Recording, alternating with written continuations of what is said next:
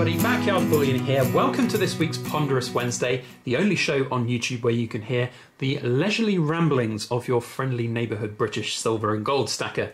This week we are going to be talking about collectible coins and whether or not an individual coin which is appreciated very well in premium is worth more on its own or as part of a set. I think it's a really interesting topic because for me it forms a lot of the strategies going forward in terms of what I collect, how many I collect, and whether or not I continue a series and collect the entire sort of collection basically. So there's a whole host of different thoughts and opinions on this subject, and I'm going to present some of those here today, some of the pros and cons of holding on to coins for that whole length of the series, or whether you want to just cash in on some of the premiums earlier on.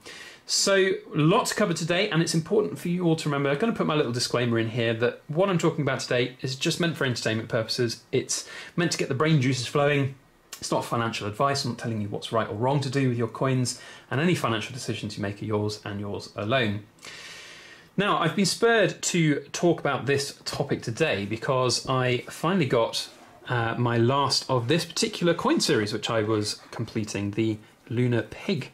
This is, of course, the 20th ounce Australian Lunar series, which is another series. I mean, I could talk about so many different things, and I do excuse myself if I go off on some tangents here, but this Perth Mint Lunar series has come to a finish now, but it seems to have fallen by the wayside in popularity. You don't see as many people talking about it as looking at it, and that's, I guess, part of the topic here, because as these series progress, you find that the coins which are at the start of the series, the ones which perhaps not as many people purchase because they didn't either know about the series or the mintages were lower, and as the series gains traction, of course, more people will look to purchase the up-and-coming later ones, like I've done, for example. So the earlier ones become the gem of a series, and nothing more can be said about that than these three coins, which we did eventually go back and backdate these when we sort of purchased. I think some of these were the very first gold coins I unboxed here on YouTube, but at some point we decided that we'd go back, pay the premiums, to basically fill up this series, because we thought that as a complete set, this whole thing would be worth more. It would make, for one thing, all of the subsequent years of coins easier to sell when the time came. It would potentially add even more value to the premiums of the coins that we've picked up, no more so than this little mouse here. And for a tiny little 20th ounce of gold, it's quite hard for the camera to even focus on it. For a 20th ounce of gold, it's probably one of the most high premium coins I've ever spent on it. I think it's like 400% over spot or something. So, yeah, and even that is actually a very good price for this particular coin at the time. And it's appreciated even more since I bought it. So I'm kind of glad that I did.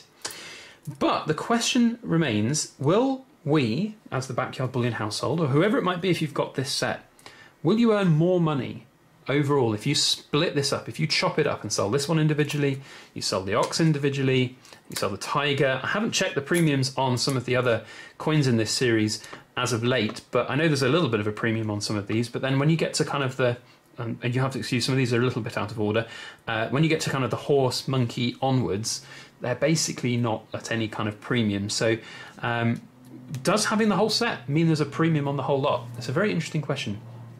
Personally, I suppose it depends on who you're trying to sell it to. So that's something definitely to consider. If your target market for this is going to be somebody who's not got any of it, likes the entire set, wants to get the entire set all in one go, bish bash bosh, then you could argue that holding on to everything all together, one sale, done. You're easily in the bag there. Even having a box like this adds value to that. It's all done. People can get it, they can admire it, they can enjoy it, and easily done. If you're chopping it up and you're selling these little coins individually, of course, there's additional risk there because you're selling 12 different coins. And if you've already bought the box, then it's a bit of a waste of money. Nobody's really going to buy an empty box for more than kind of scrap prices, basically, for a box.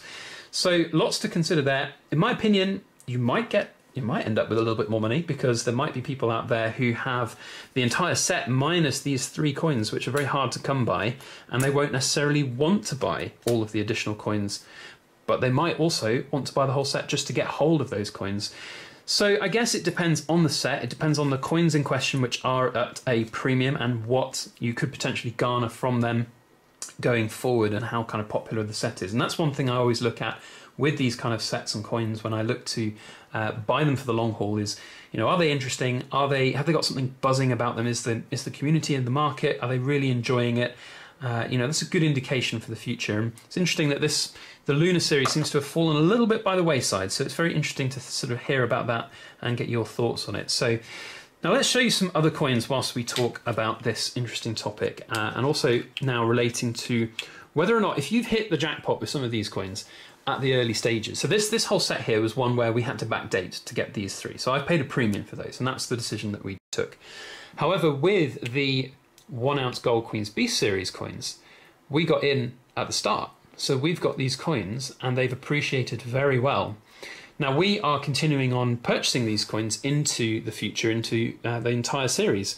But that's a fairly hefty financial commitment to make. If you're buying certainly the 1 ounce gold series, then you're going to be committing 10 ounces of gold over the course of this 5-year period that this series is going.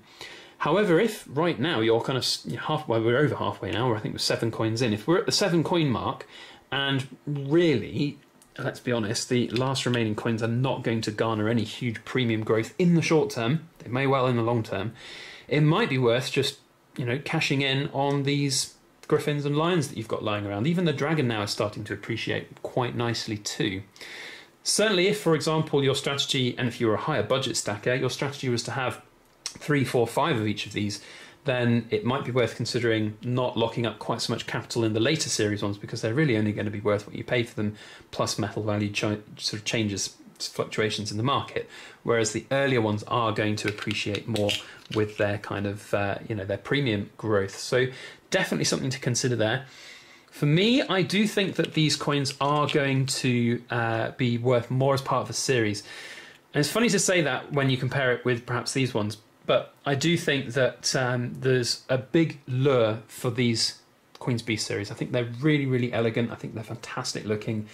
And there's a sad thing to say here is that they're probably going to be one of the very last series of coins that has Queenie on the back, because let's face it, she's no spring chicken.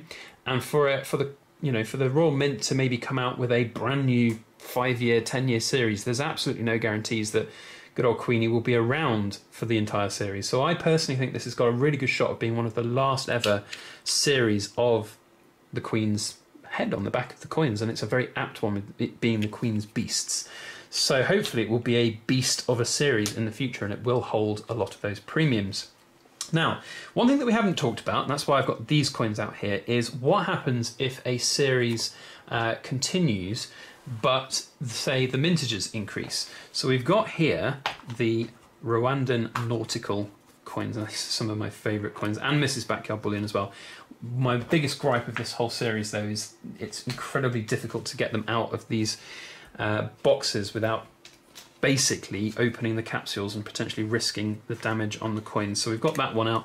Just going to grab a tool to help me here, because it's a right pain in the backside.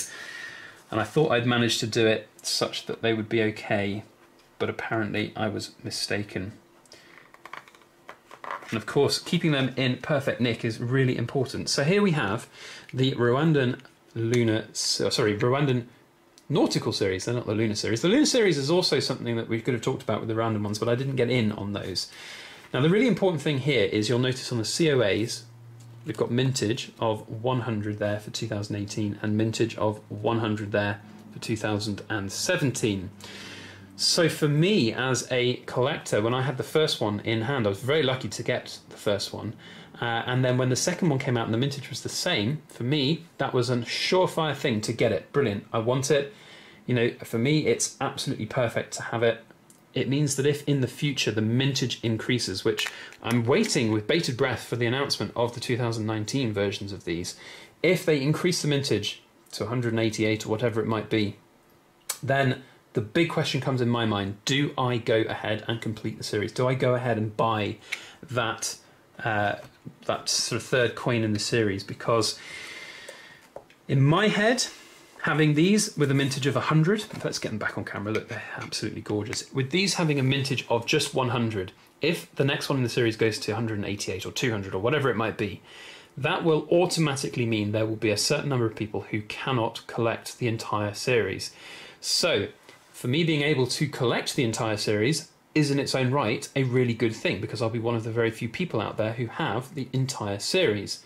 However, that's a large amount of financial commitment to make, and because the mintages will be increased on those third, fourth, however many more there are going to be, they won't appreciate as well in value. So then you're locking up a lot of cash in a premium item.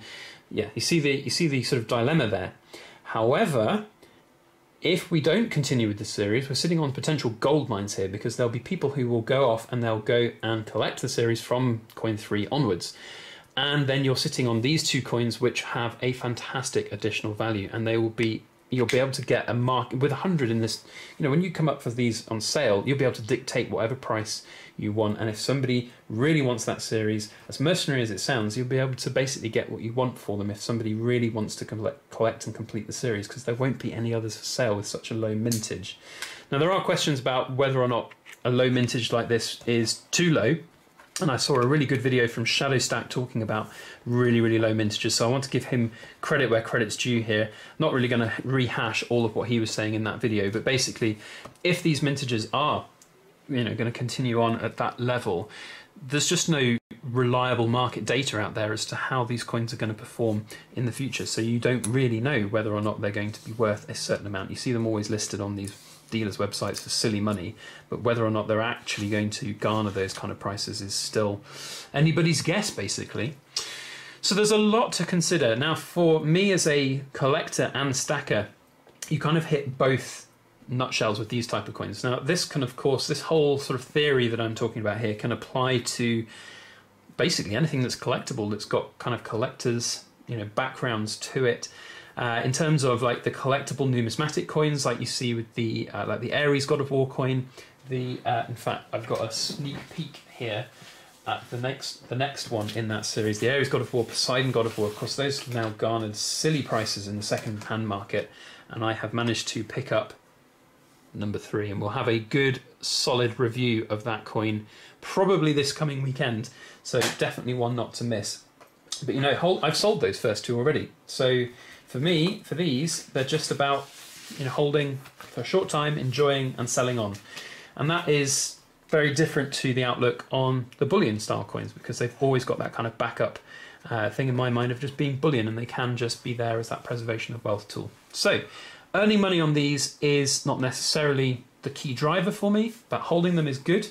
But also having a good idea about your exit strategy, I guess, is the key message here. So that's where we want to finish. If you are buying coins in a series, in a collection, have a good think about why you're doing it. Are you collecting them because you really enjoy them, like these Lunar Series coins here? Are you collecting them specifically to make money, and are you collecting them to maximize your profits, in which case you really do want to maybe do a lot of research as to whether or not individual coins will be worth more as part of a collection, or whether you just want to try and focus on getting in early, getting those gems, or perhaps if you find, you know, a lunar mouse going for spot price somewhere, then of course bounce on that. So I hope you enjoyed today's discussion. If you did, thumbs up please, that would be very helpful to share, and also share around on your social media. That would be very helpful for everything we do here on the channel. If you want to see videos like this in the future, every Wednesday we have a thought-provoking one, and if you've got an interesting topic that you would like me to talk about, then please do get in touch or comment down in the comment section. I'd love to know your thoughts on today's topic about whether or not coins are more valuable in a collection or on their own. Otherwise, that is all I have to say. Thank you one and all for watching. I hope you all have a brilliant week ahead. And as always, please make sure that you like, share, comment, and subscribe for more.